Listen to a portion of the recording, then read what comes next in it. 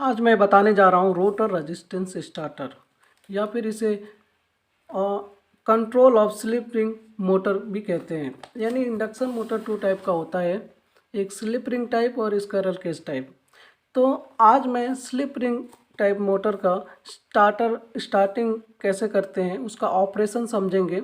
यानी कि हम इसको कैसे एक्सटर्नल रेजिस्टेंस देकर स्टार्ट करते हैं, इसलिए इसका नाम है रोटर रेजिस्टेंस स्टार्टर। तो कैसे इसका ऑपरेशन है उसको समझेंगे आज। तो इसके लिए मैं कुछ सर्किट डायग्राम बना लिया हूँ, उस सर्किट डायग्राम को एक बार समझते हैं। यहाँ पर आप जो देख रहे हैं वो स्टेटर वाइंडिंग है, RYB फेज, थ्री फेज है वाइंडिंग है। और यहाँ पर आप जो देख रहे हैं ये वाला जो राउंड वाला ये स्टेटर है, और इसका वाइंडिंग मैं यहाँ पे बना रखा हूँ ताकि आपको अच्छे से समझ में आए।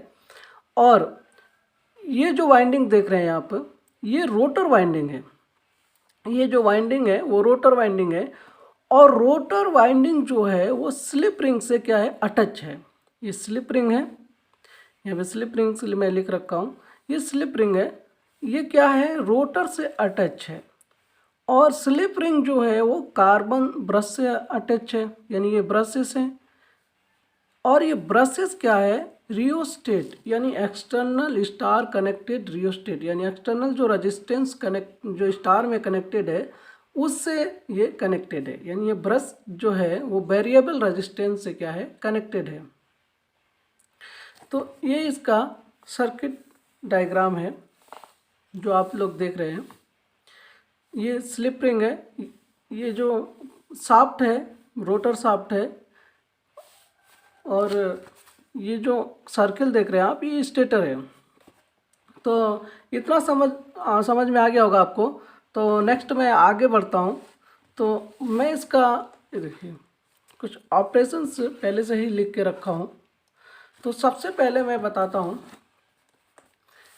ये स्टेटर। तो हाँ, सबसे पहले क्या होता है कि ये इंडक्शन मोटर है। इंडक्शन मोटर है तो इसमें AC सप्लाई देना पड़ेगा। तो AC सप्लाई यानी कि जब हम इसमें 3 फेज AC सप्लाई देते हैं यानी स्टेटर में, तो पहले ये देख लीजिए 3 phase supply is given to the stator. तो हम लोग पहले क्या करते हैं, सबसे पहले स्टेटर में 3 फेज RYB सप्लाई दिया। तो और यहाँ पर मैं एक बात बता देता हूँ कि जो रोटर है वो रोटर का वाइंडिंग यहाँ पे स्टार कनेक्टेड है। हम लोग चाहे तो इसको डेल्टा में भी कनेक्ट कर सकते हैं। तो यहाँ तक क्लियर हुआ। तो जैसे ही हम RYB 3 फेज सप्लाई स्टेटर में देंगे तो यहाँ पर एक मैग्नेटिक फील्ड प्रोड्यूस होगा। तो इसमें हमने AC सप्लाई दिया है, इसीलिए इस मैग्नेटिक फील्ड का जो नेचर होगा वो अल्टरनेटिव टाइप होगा। मतलब कि ये रोटेटिंग मैग्नेटिक फील्ड होगा। यानी कि यहाँ पे देखिए a magnetic field is produce from the stator winding, it's call RMF, यानी रोटेटिंग मैग्नेटिक फील्ड होगा। तो यहाँ पर हमारे पास एक रोटेटिंग मैग्नेटिक फील्ड आ गया। तो वो रोटेटिंग मैग्नेटिक फील्ड क्या होगा, इस वाइंडिंग से कट होगा, यानी कि इंट्रैक्ट होगा। तो इस वाइंडिंग से क्या होगा, कट होगा। जब इस वाइंडिंग से कट होगा तो क्या होगा, इसमें एक करंट फ्लो होने लगेगा। क्या होगा, करंट फ्लो होने लगेगा। और सर्किट कंप्लीट है, यानी कि करंट फ्लो होने के लिए सर्किट क्या होना है, कंप्लीट होना है। जब अगर सर्किट कंप्लीट नहीं होगा तो करंट फ्लो नहीं हो सकता। सर्किट कंप्लीट होना कंपलसरी है। तो जैसे ही मैग्नेटिक फील्ड प्रोड्यूस हुआ और वाइंडिंग से कट हुआ यानी इंट्रैक्ट हुआ यहाँ से, तो यहाँ से एक करंट फ्लो होने लगा, यानी करंट भी आ गया। और सर्किट क्लोज है तो करंट फ्लो होने लगेगा। और इस कारण यहाँ पर रोटर में क्या होगा, एक EMF प्रोड्यूस हो जाएगा। यहाँ पे मैं लिख रखा हूँ, व्हेन RMF यानी rotating magnetic field interacted with the rotor winding and EMF is induce in the rotor winding, यानी रोटर वाइंडिंग में भी एक EMF इंड्यूस्ड हो जाएगा ड्यू टू फैराडे लॉ। यानी फैराडे लॉ के अनुसार इस रोटर वाइंडिंग में भी क्या होगा, एक EMF प्रोड्यूस हो जाएगा। तो मैग्नेटिक फील्ड हो गया, ईएमएफ आ गया, ईएमएफ और करंट आ गया, करंट आ गया। तो अब इतना समझ में आ गया। तो आप ये समझ लीजिए कि जैसे कि ये एक कंडक्टर है, ये एक कंडक्टर है और इसमें क्या हो रहा है, आई करंट फ्लो हो रहा है, आई करंट फ्लो हो रहा है। और इसको क्या हुआ, एक मैग्नेटिक फील्ड में, यानी इसको मैग्नेटिक फील्ड में रखा है। तो इसमें क्या होगा, एक फोर्स जनरेट होगा। क्या होगा, इस कंडक्टर को रोटेट करने के लिए एक फोर्स जनरेट होगा। तो ये हो गया according to Lorentz law. Lorentz law क्या कहते हैं,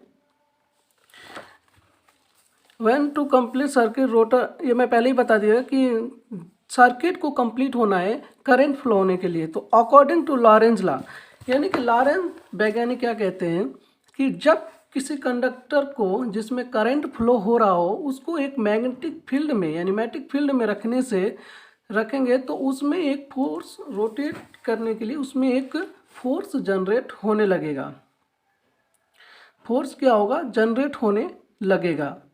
तो यहाँ पर सेम, अब देखिए यहाँ पर करंट फ्लो हो रहा है कंडक्टर में और यहाँ पे मैग्नेटिक फील्ड भी है।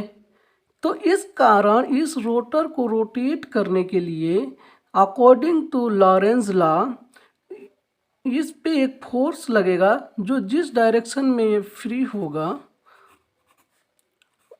मतलब रोटेट होने के लिए जिस डायरेक्शन में फ्री होगा उस डायरेक्शन को ये क्या होगा, रोटेट होना स्टार्ट हो जाएगा। तो अभी हमारा रोटर भी स्टार्ट हो गया, करंट भी है और मैग्नेटिक फील्ड भी है, यानी कि रोटर स्टार्ट हो गया। यहाँ पर देखिए according to Lorentz law rotor winding has current, rotor winding में करंट भी है प्लस इन मैग्नेटिक फील्ड, और इसको क्या है मैग्नेटिक फील्ड में भी, रोटर वाइंडिंग में करंट भी है और मैग्नेटिक फील्ड में भी रखा है। तो इसमें क्या होगा, एक यहाँ पे एक फोर्स जनरेट रोटर, यानी कि एक रोटर पर एक फोर्स जनरेट होगा जो उसको रोटर को रोटेट करेगा। तो यहाँ भी रोटर यानी मोटर स्टार्ट हो गया, मोटर स्टार्ट हो गया। तो ये इसका ऑपरेशन है स्लिप रिंग मोटर का, यानी control of slip ring motor, या फिर आप इसे कह सकते हैं रेजिस्टेंस, रोटर रेजिस्टेंस स्टार्टर। अभी देखिए आप लोग एक सवाल कर सकते हैं कि इसका यूज क्यों है, ये जो एक्सटर्नल रेजिस्टेंस लगा रखा है इसका यूज क्यों है, इसका यूज क्या है। तो देखिए इसका क्या यूज है कि अगर हम किसी भी मोटर को अगर डायरेक्ट सप्लाई दे देंगे तो मोटर क्या होता है कि 6 to 7 टाइम करंट अधिक लेता है। तो इसमें करंट अधिक आएगा तो इस कारण वाइंडिंग बर्न होने का चांसेस है।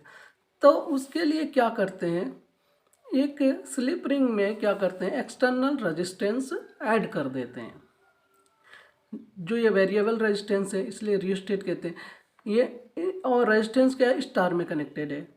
तो इसमें क्या है, जब हम एक्सटर्नल रेजिस्टेंस ऐड कर देते हैं तो क्या होता है, जो टार्क्यू है, मोटर टार्क्यू जो है वो इंक्रीज हो जाता है, और जो आई है करंट वो क्या होता है, स्टार्टिंग करंट रिड्यूस हो जाता है, यानी स्टार्टिंग करंट रिड्यूस हो जाता है, और जो टार्क्यू है स्टार्टिंग टार्क्यू वो इंक्रीज हो जाता है। इसका सीधा से मतलब है, यानी यहाँ पे मैं लिख रहा starting torque high and starting current low by using rheostat, यानी कि हम रियोस्टेट को यूज करके यानी एक्सटर्नल रेजिस्टेंस को यूज करके हम मोटर के टार्क्यू को यानी रोटेटिंग टार्क्यू को इंक्रीज कर रहे हैं और मोटर टार्क्यू को इंक्रीज कर रहे हैं और स्टार्टिंग करंट को क्या है रिड्यूस कर रहे हैं। तो ये इसका ऑपरेशन है स्लिप रिंग मोटर का। तो आई होप इसको समझ में आया होगा आप लोगों को अच्छे से। जब मोटर स्टार्ट हो जाता है, जब मोटर अपने ओरिजिनल स्पीड में वर्क करने लगता है, ओरिजिनल स्पीड में रोटेट होने लगता है, तो जब मोटर अपने ओरिजिनल स्पीड में रोटेट होने लगता है तो उसके बाद रेजिस्टेंस को यानी रियोस्टेट को डिस्कनेक्ट करना पड़ता है। यानी कि अगर हम इसको डिस्कनेक्ट नहीं करेंगे तो अननेसेसरी इसमें क्या होगा, लॉसेस होगा। तो इसीलिए क्या करते हैं कि ये जो रेजिस्टेंस आप देख रहे हैं, इस रेजिस्टेंस को जब मोटर स्टार्ट हो जाता है यानी वो अपने ओरिजिनल पोजीशन या नॉर्मल पोजीशन में वर्क करने लगता है, रेजिस्टेंस को क्या करते हैं, डिस्कनेक्ट कर देते हैं। तो अगर हम डिस्कनेक्ट नहीं करेंगे तो इसमें अननेसेसरी लॉसेस होने लगेगा। तो आई होप आप लोगों को पूरा ऑपरेशन यानी स्लिप रिंग मोटर का ऑपरेशन समझ में आया होगा। प्लीज़ मेरे चैनल को सब्सक्राइब करें और वीडियो अच्छा लगे तो प्लीज़ लाइक करें और बेल आइकन को भी प्रेस करें ताकि सभी वीडियो का नोटिफिकेशन आप लोगों को मिलता रहे। Thank you.